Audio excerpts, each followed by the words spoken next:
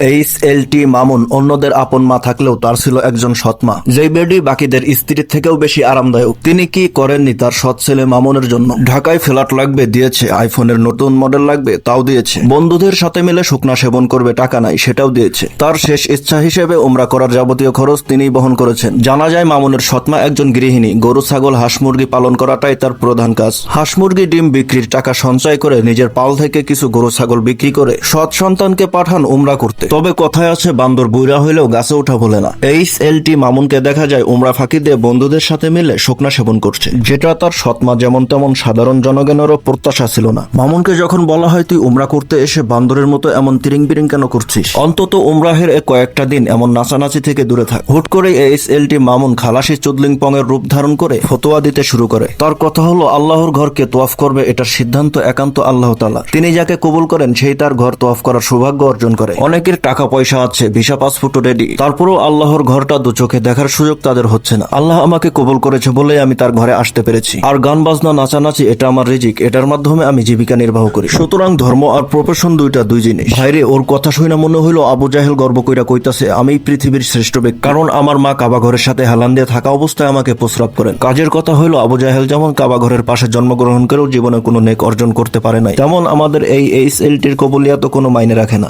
হোদাগামে পাপের বোঝা ভারী করলো আর কি। আর হ্যাঁ, এইচ.এল.টি এর ফুল মিনিং পেয়ে যাবেন পিন্ট কমেন্টে।